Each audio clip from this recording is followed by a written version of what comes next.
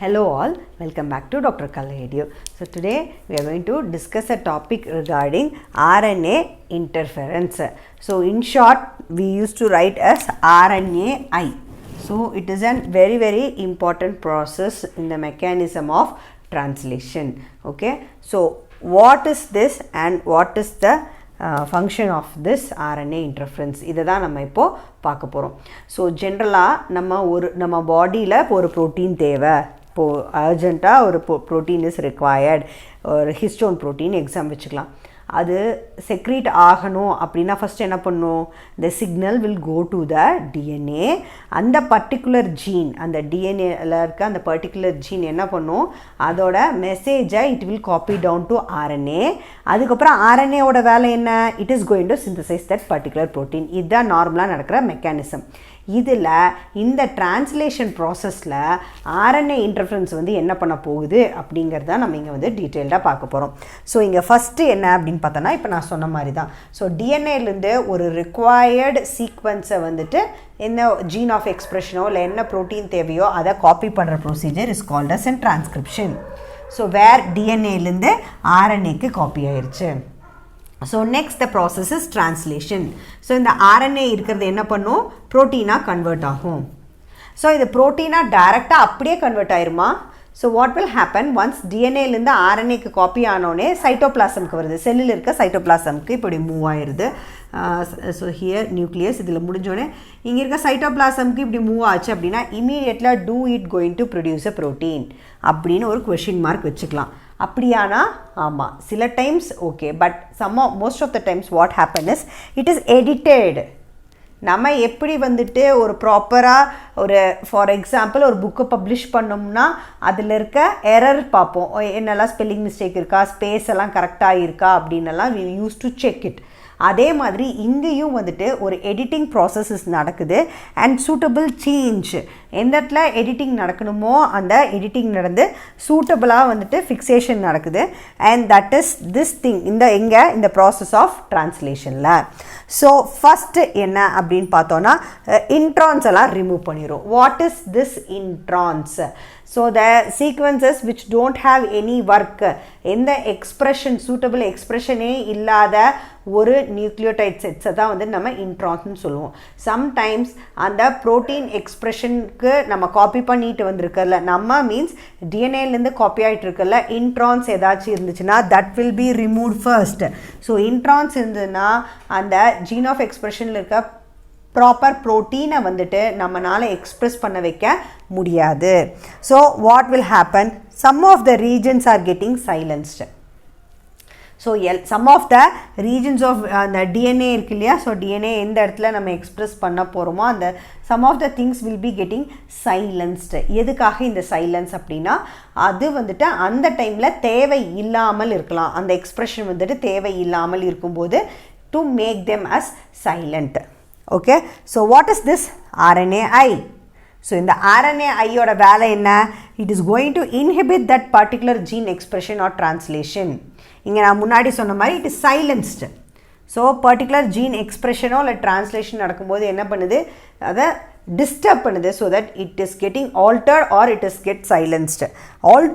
ஆல்டர்ட்னு சொல்லக்கூடாது, it is getting inhibited. Okay, so இது என்ன பண்ணுறோம் அப்படின்னா, first it is going to this RNAi, it will neutralize the mRNA.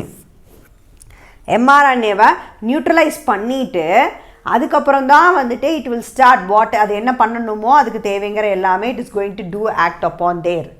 ஓகேவா? So is this that much necessary அப்படின்னு கேட்டிங்கன்னா ஆமாம், நேச்சராகவே சில expressions and all in the plants and animals. So it's in plants. நம்ம இந்த RNA இன்டர்ஃபரன்ஸ் நம்ம plants ரிகார்டிங்காக படிச்சுட்ருக்கோம் இப்போ.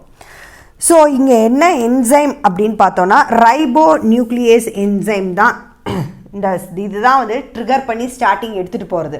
ஸோ இந்த with the help of this ribo nucleus enzyme இந்த 2 ஸ்டெப் பாத்வே நடக்குது. என்னது, இந்த RNA இன்டர்ஃபரன்ஸ் எப்படி silencing of that particular expression of that protein நடக்குது அப்படிங்கிறத பார்ப்போம். ஸோ ஸ்டெப் 1ல் என்ன ஆகுது அப்படின்னு பார்த்தோன்னா, RNA இஸ் கெட்டிங் ட்ரிகர்ட். என்ன நடக்குதுங்க, RNA it is getting triggered. Okay. So இந்த ட்ரிகர்ட் ஆர்என்ஏ என்னவா மாறலாம் அப்படின்னா it may be converted into DS RNA or MI RNA. So DS அப்படின்னா it is double stranded RNA. இங்கே எம்ஐ ஆர்என்ஏனா micro RNA. So இந்த ட்ரிகர்ட் ஆர்என்ஏல என்ன இது வந்துட்டு இட் மே பி ஆஃப் இந்த ட்ரிகர் ஆர்என்ஏ என்னவா இருக்கலாம் அப்படின்னா ஒன்று டபுள் ஸ்டாண்டர்ட் ஆர்என்ஏவாக இருக்கலாம், இல்லாட்டி மைக்ரோ ஆர்என்ஏவாக இருக்கலாம். So most of the time we don't have double standard RNA. So இங்கே இன்டர்ஃபரன்ஸ் இருக்கும்போது வி ஹாவ் இட். ஸோ இது என்ன பண்ணுது, it is going to process to find siRNA.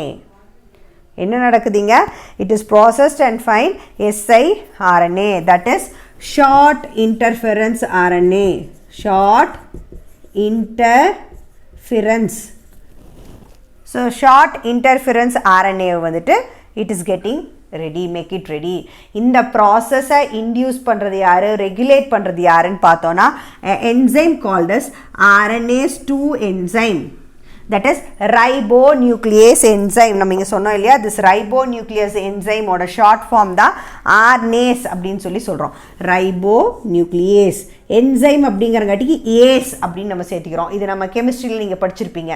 So RNase 2 enzyme தான் வந்துட்டு யூஸ் பண்ணுறோம்.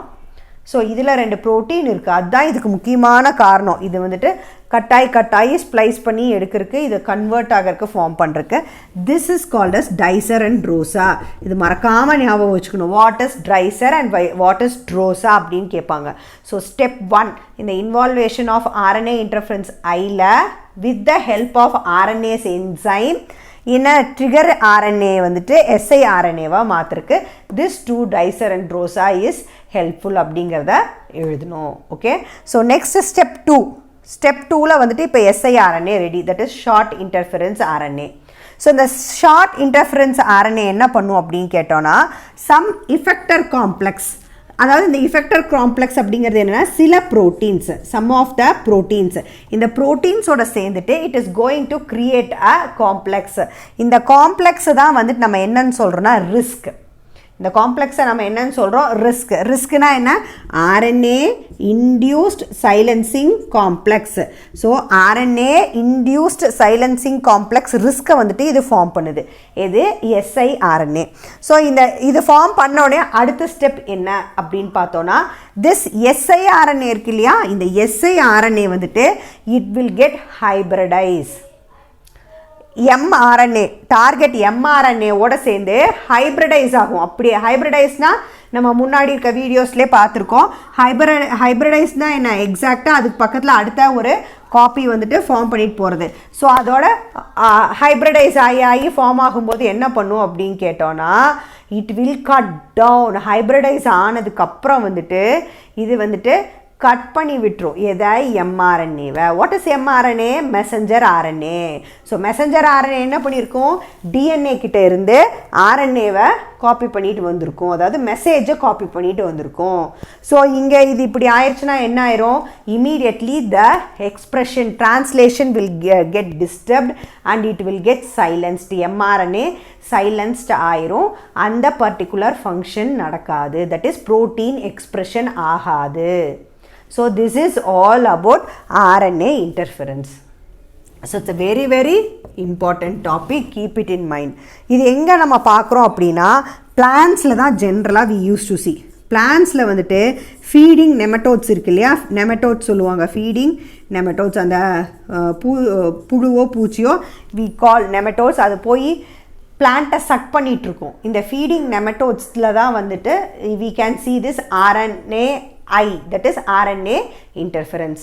Okay, I think you will be clear with this RNA interference. If you have any doubts, you can comment me in the comment section. I will clear your doubts. Meet you all in the next video. Thank you.